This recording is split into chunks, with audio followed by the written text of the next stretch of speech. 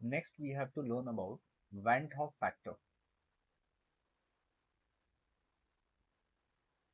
Van 't Hoff factor.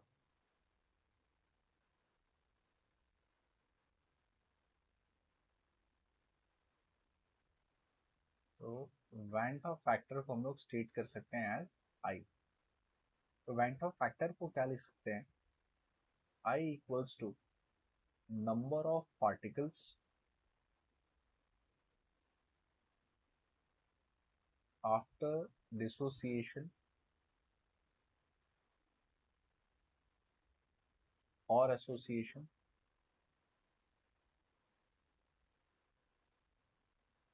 divided by number of particles before dissociation or association. Before dissociation or association. Now, अब हम लोग went Hoff factor को क्यों introduce कर रहे हैं? बिकॉज कॉलिगेटिव प्रॉपर्टी जब हम लोगों ने डिफाइन की तो हम लोगों ने ऐसा बोला that these are the properties which depends upon the number of solute particles.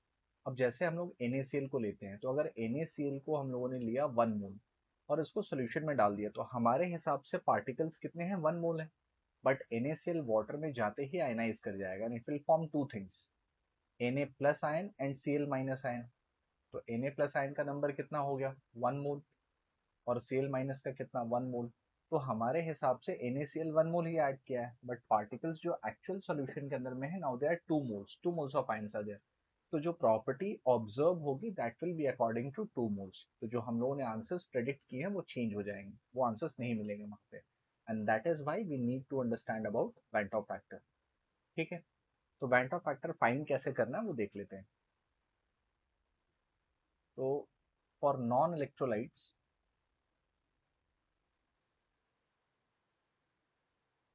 और non electrolytes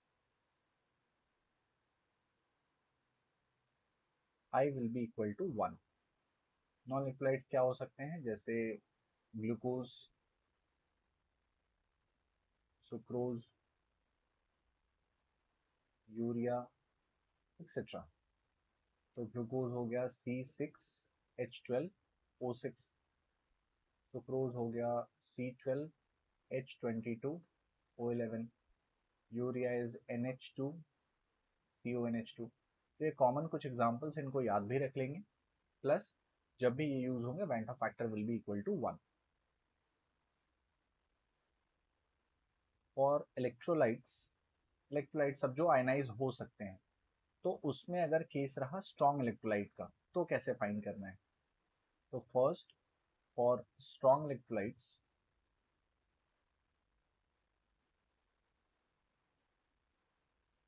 for strong electrolyte Van't Hoff factor is equal to number of ions formed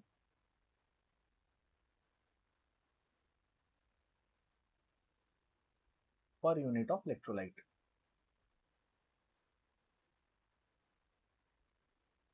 Per unit of electrolyte. तो इसके example में जैसे अगर देखें, if you take NaCl, तो NaCl will form Na plus and Cl minus, दो ions बन रहे हैं, Van't Hoff factor will be equal to 2. Magnesium chloride अगर लिया MgCl2, इसमें Mg2 plus 2Cl minus, I will be equal to 3. Aluminium chloride, अगर कहीं पे ये स्टेटेड नहीं है कि वीक इलेक्ट्रोलाइट है या अल्फा के बारे में कोई इंफॉर्मेशन नहीं है, will simply assume it to be strong electrolyte, 100% ionisation assume कर लेंगे.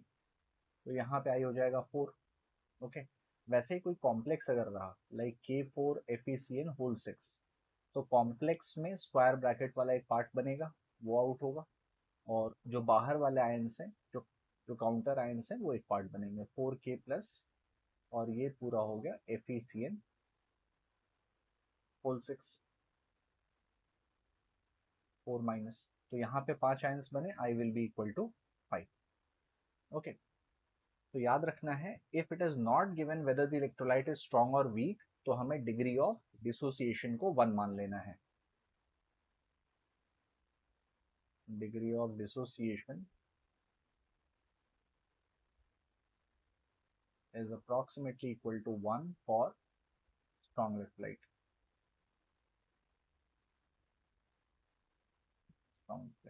बट अगर इलेक्ट्रोलाइट वीक रहा तो क्या करेंगे उस केस में, ये अंडरस्टैंड करना है। तो देखते हैं कि अगर हमारे पास वीक इलेक्ट्रोलाइट रहा, second case for weak electrolyte, अगर डिसोसिएशन हो रहा है,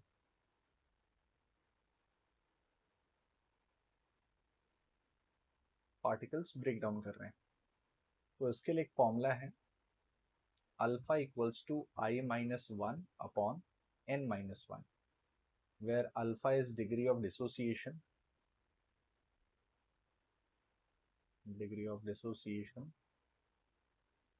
n is number of ions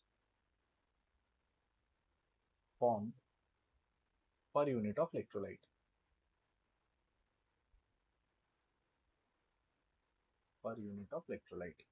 जिस इसका एक एग्जांपल लेके देख लेंगे। फॉर एग्जांपल, अगर हमारे पास एसिटिक एसिड रहा CH3COH और इसका अल्फा दिया हुआ है 0.5, तो एसिटिक एसिड को जब आयनाइज करेंगे तो उसमें क्या फॉर्म होगा, CH3COO minus plus H plus. Okay, तो N will be equal to 2, so alpha will be equal to I minus 1 upon n minus 1. Alpha is given as 0.5, I minus 1, और since एक unit of acetic acid से दो ions बने, n will be equal to 2, so 2 minus 1, so this means 0.5 is equal to I minus 1, that is I is equal to 1.5, तो I की value यहाँ पे 1.5 हो जाएगी। तो ये हो गया डिसोसिएशन का केस। इसमें ही अगर एसोसिएशन होता है तो कैसे करना है वो भी देखते हैं।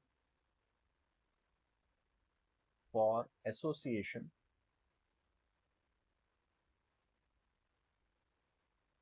Alpha is equal to 1 minus i upon 1 minus 1 by N.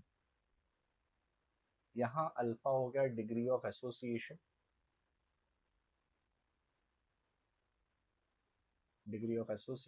n is number of particles getting associated,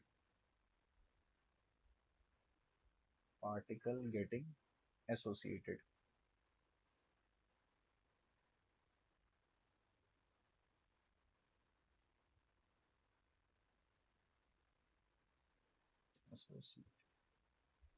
okay, van't factor is i. तो कुछ टर्म्स इसमें रहेंगे, जैसे अगर डाइमराइजेशन रहा, मतलब दो यूनिट्स अटैच हो रहे हैं, तो for dimerisation n is equal to 2, for trimerisation तीन चीजें अटैच हो रही हैं, for trimerisation n will be equal to 3, for tetramerisation n will be equal to 4, so on, ऐसा जा सकते हैं। तो कभी कभी क्या होता है, इलेक्ट्रोलाइट्स एसोसिएट भी करते हैं डिपेंडिंग अपॉन सॉल्वेंट कौन सा यूज किया हम लोगों ने।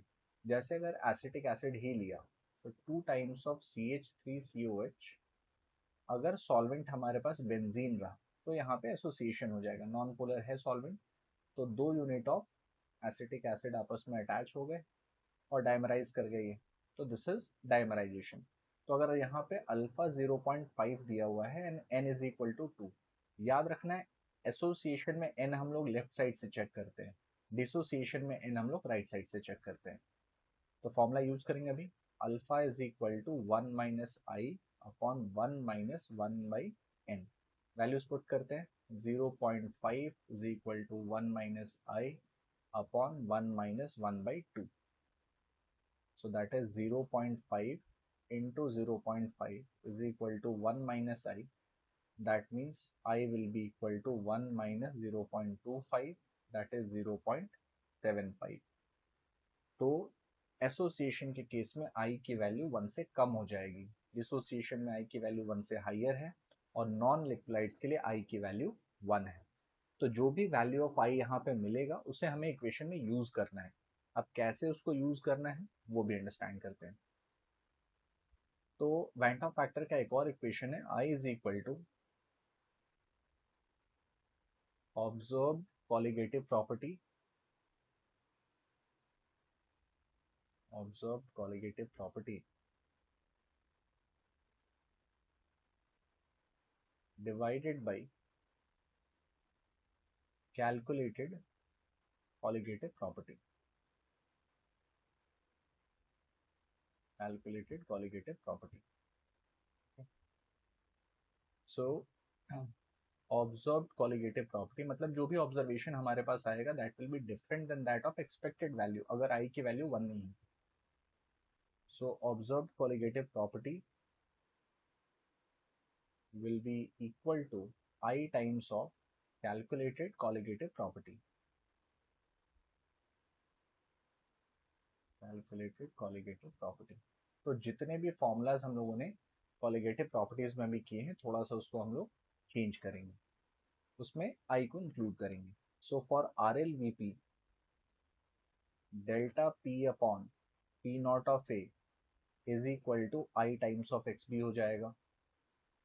Delta T B is equal to I times of K B into M. Delta T F is equal to I times of Kf into m, and osmotic pressure pi is equal to I times of CRT। तो जो भी formulas थे सब में हम लोगों ने extra आई को इंक्लूड कर दिया, और अब से जब भी आंसर्स निकालेंगे तो हमेशा आई को पुट करेंगे वहां पे, चाहे उसकी वैल्यू 1 हो, 1 से कम हो, 1 से हायर हो, that we have to take care of. Okay, एक और फॉर्मूला लास्ट वेंट हॉफ का जो है that is i is equal to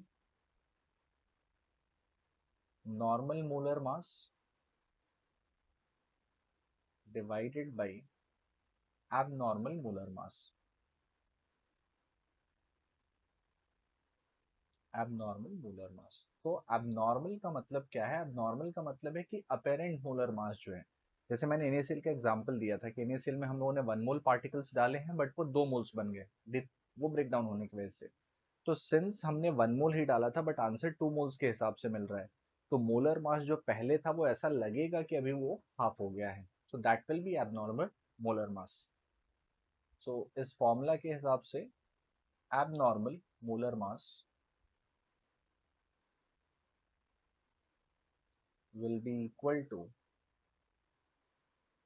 normal molar mass divided by I। तो एग्जाम्पल के लिए लेते हैं NaCl, molar mass of NaCl is 58.5 ग्राम पर मोल। सो abnormal molar mass, normal molar mass of NaCl will be equal to 58.5 divided by 2, that is 29.25 ग्राम पर मोल। तो ये value हमें मिलेगा यहाँ पे फॉर NaCl। सिमिलरली बाकी सारे जो है उनके लिए भी इसको ऑब्टेन कर सकते हैं।